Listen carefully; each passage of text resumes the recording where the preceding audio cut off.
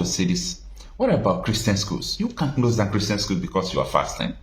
Private schools, okay, if you are closing down government school because Muslims are in power, why not leave Christian schools to be? Why shutting down Christian school, shutting down Muslims school, shutting down public school? Why? Because you want to fast? Who are you fasting to? Is it not God? If the Christians are fasting during the Lent, they don't close any schools. Like if Saudi Arabia, Qatar, Egypt, all these Muslim countries, they are fasting, they don't close any school. But Nigeria, northern states, close both the Christian school and Muslim schools because they are fasting. And the Christian Association of Nigeria is now taking them to court today. And court must surely grant Christian body to open their school because school is a fundamental right.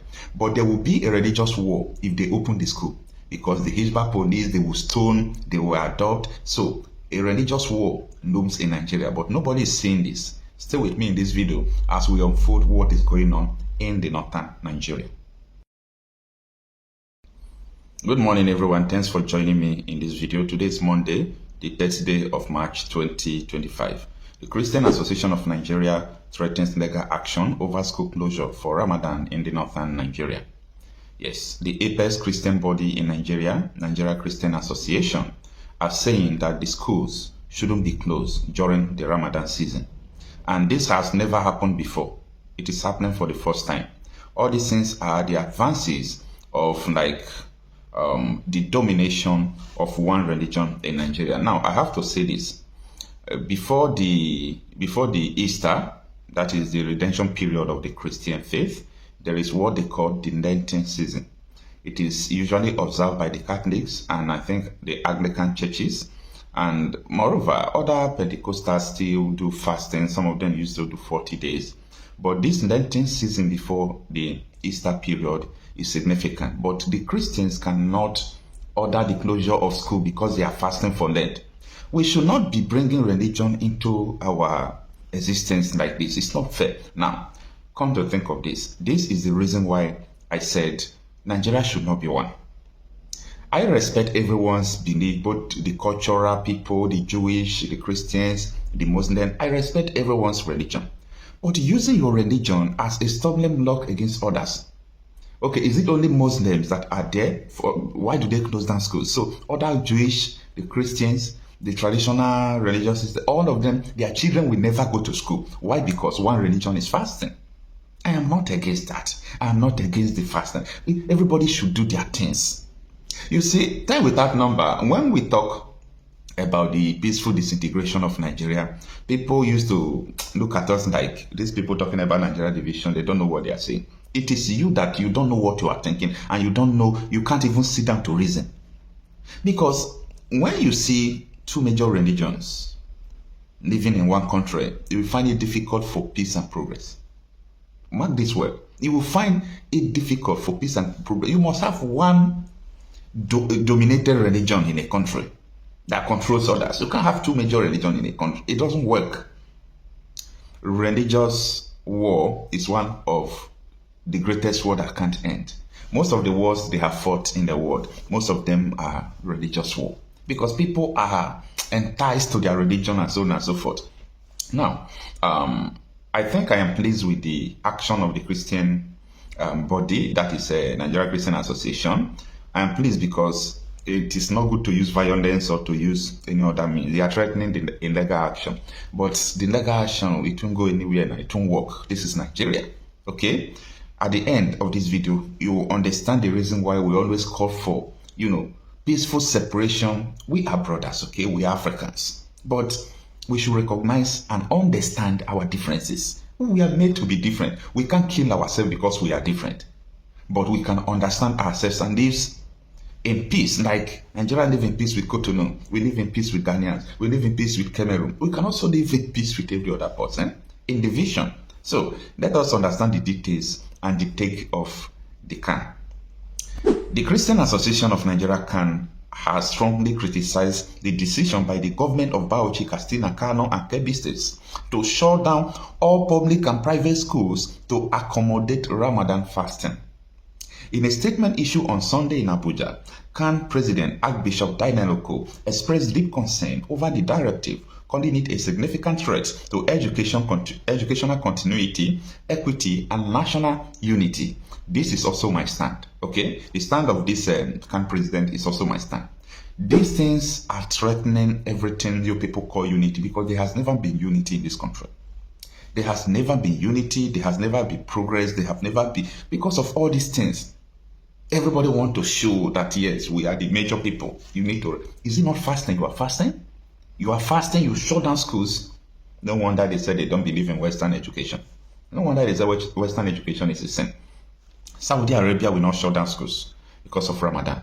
Qatar will never shut down schools. Morocco, Libya, Egypt, Tunis, to mention but few. Even the core Islamic states, Saudi Arabia, they are not shutting down schools because of Ramadan. No. Who has been with us? Now, the article continues. It reads that the association stressed that education is a fundamental right and the foundation of societal progress, warning that the prolonged school closure will disrupt academic schedules and further worsen the already critical issues of out-of-school children in affected areas. But these people, do they care about out-of-school children? They don't care about out-of-school children. School and Western education is not their priority. Yeah, I said so. Western education is not their priority. They are against it, but they don't want to say it. Bauchi, Katsina, Kano, and Kebbi already faces an alarming rate of out-of-school children, averaging 44%, far above the national average. Closing schools for an extended period will only deepen this crisis and undermine efforts to ensure quality education for all, the statement reads. Again, I want to say this. What about Christian schools? You can't close down Christian schools because you are fasting. Private schools, okay, if you are closing down government school because Muslims are in power, why not leave Christian schools to be? Why shutting down Christian school, shutting down Muslims school, shutting down public school? Why? Because you want to fast? Who are you fasting to? Is it not God? Anyway, sometimes I don't know, I don't understand. A country that is already dead. A country that is already dead, there is nothing you will do about Nigeria. I condemn this in totality. Now, it continues that the Christian body also decried the lack of broad consultation before issuing the directive, stressing that CAN leadership in the affected states was not adequately engaged. And this is what the CAN said.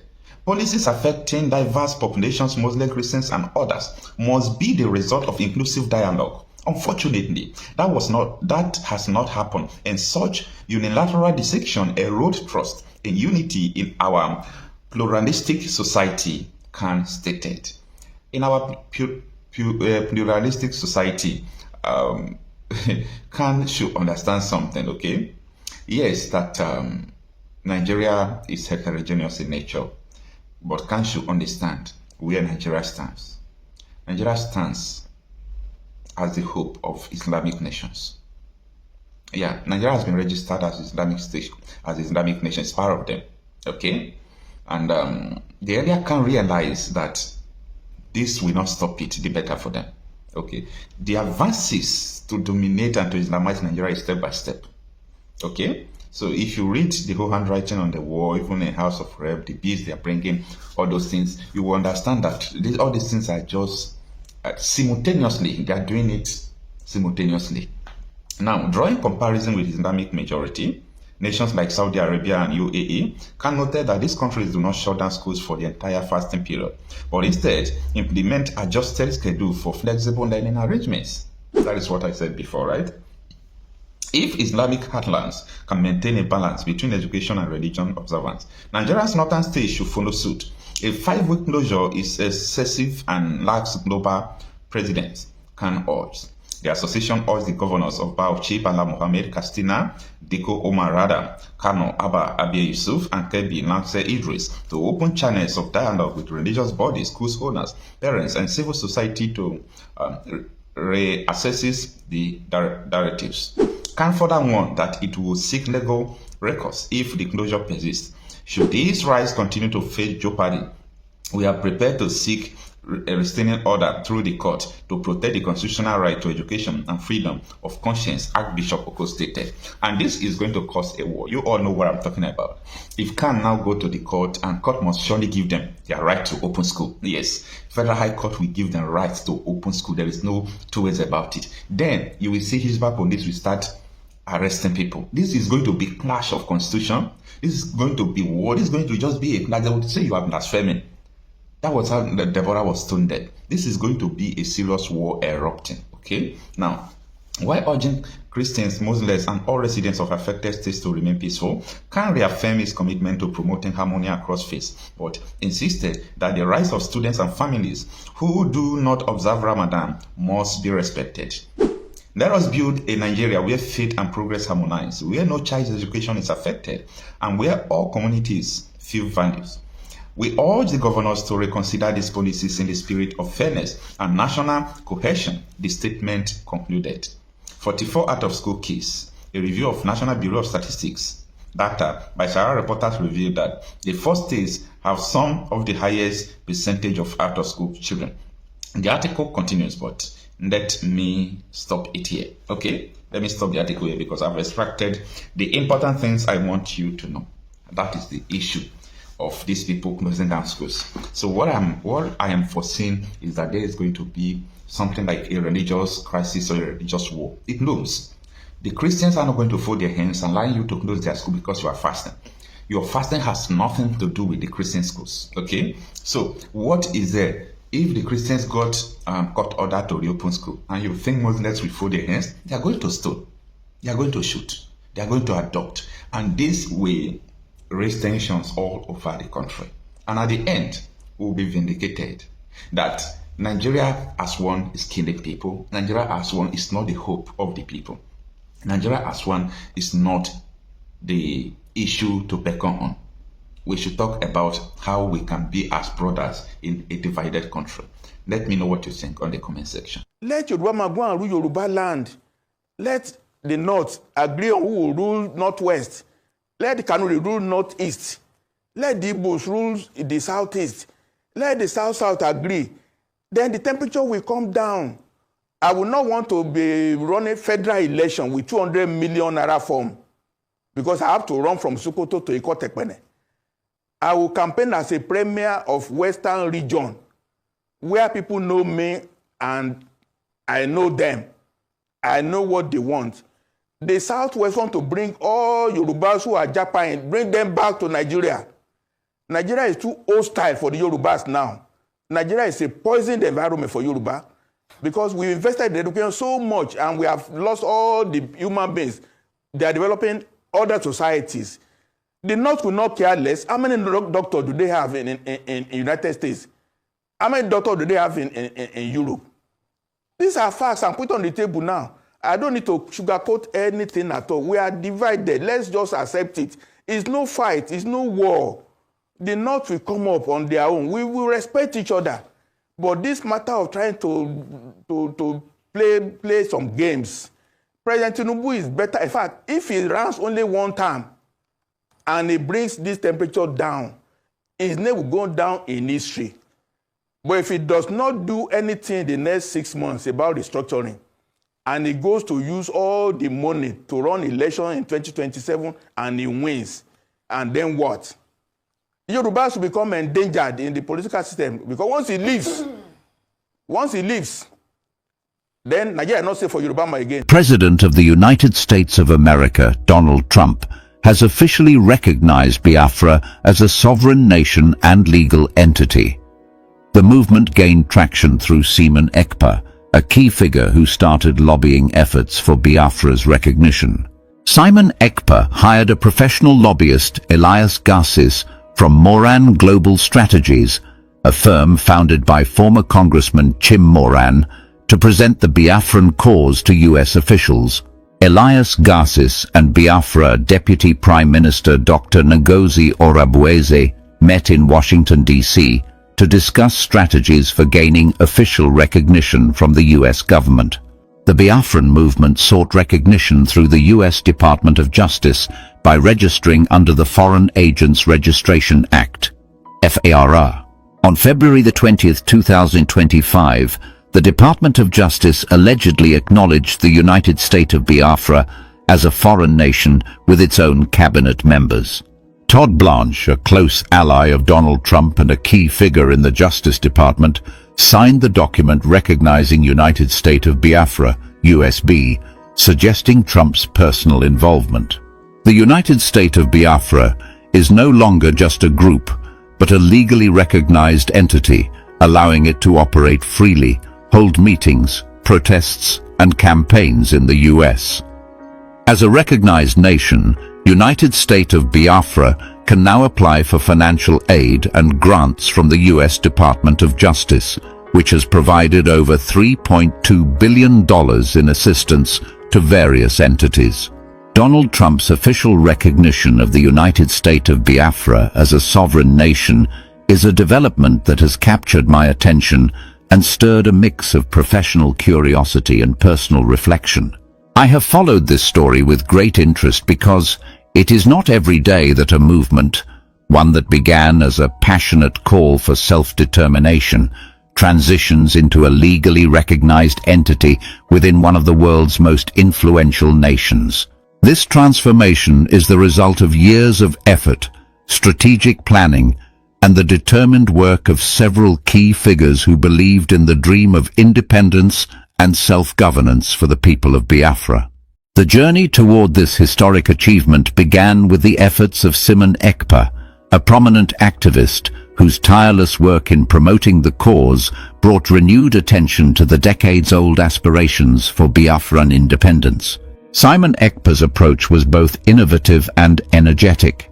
He leveraged the power of social media and public discourse to generate widespread support for the movement. His efforts resonated with many who had long felt that their voices were not being heard. However, Simon Ekpa understood that the momentum of a grassroots campaign, while essential, needed to be complemented by a more formal and professional approach to political advocacy if the movement was to gain the recognition it deserved on the world stage. With this understanding, Simon Ekpa made the strategic decision to enlist the services of Elias Gassis, a professional lobbyist associated with Moran Global Strategies, a firm founded by former Congressman Jim Moran. Elias Gassis's role was critical.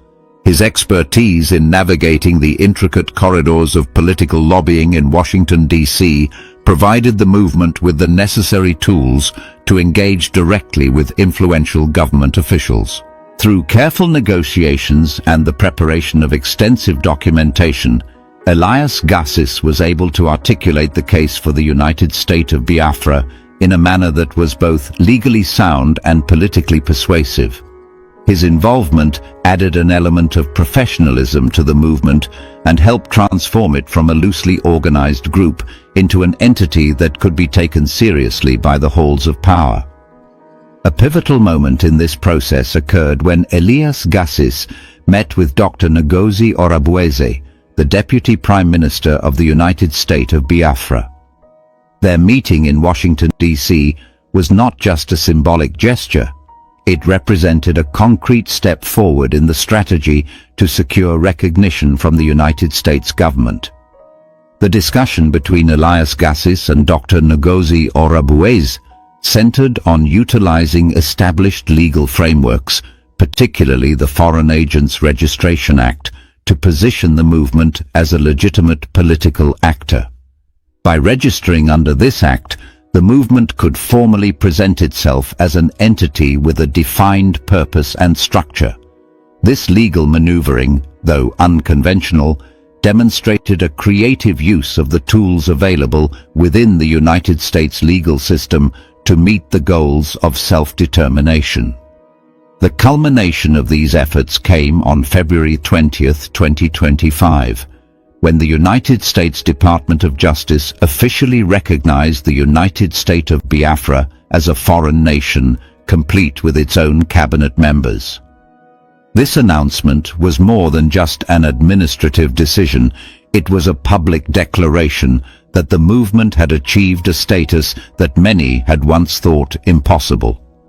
Todd Blanche, a key figure in the Department of Justice and a close ally of President Donald Trump, was the official who signed the recognition document. His signature not only underscored the gravity of the decision, but also hinted at the personal involvement and support from the highest levels of the United States government. For those following the story, the document's formal acknowledgement marked the transformation of the United State of Biafra from a mere advocacy group into a legally recognized sovereign entity. The implications of this recognition are as profound as they are far-reaching. Before this decision, the United State of Biafra was often dismissed as a political movement with limited prospects. Now, as a recognized nation, it possesses the legal capacity to operate freely within the United States. This means that the movement can hold meetings, organize peaceful protests, conduct campaigns, and even seek financial aid and grants from government bodies. The United States Department of Justice, for instance, has a long history of supporting various entities with billions of dollars in grants and loans, and the United State of Biafra may now be eligible to benefit from such assistance. This financial support could provide the necessary resources to develop infrastructure, establish administrative systems, and implement policies that reflect the aspirations of its supporters. Reflecting on the journey so far, I find it remarkable how the aspirations for Biafran independence, rooted in historical struggles and a deep-seated desire for self-determination, have been channeled into a modern political strategy that effectively combined grassroots activism with sophisticated legal and lobbying efforts. The story of Simon Ekpa, Elias Gassis, and Dr. Ngozi Orabueze is one of determination, creativity, and a relentless pursuit of change. Their work has shown that when passionate activism is paired with professional expertise, even the most entrenched political challenges can be addressed in innovative ways. This blend of activism and strategy is what ultimately led to the signing of the official document by Todd Blanche, a gesture that has redefined the movement's status and opened up new opportunities for growth and development. The significance of the United State of Biafra's recognition extends beyond the immediate political victory. It represents a fundamental shift in the way that statehood and national sovereignty are understood in today's world. Traditionally, the creation of a nation has been a slow, complex process, influenced by historical, cultural, and geopolitical factors. However, the rapid acknowledgement of the United State of Biafra by the United States government challenges these conventional notions. It suggests that in an era marked by rapid communication, legal innovation, and global interconnectedness, the criteria for what constitutes a nation may be evolving. This development invites us to rethink the established markers of legitimacy and to consider the possibility that a community's determination and strategic use of legal tools can redefine its place in the international order.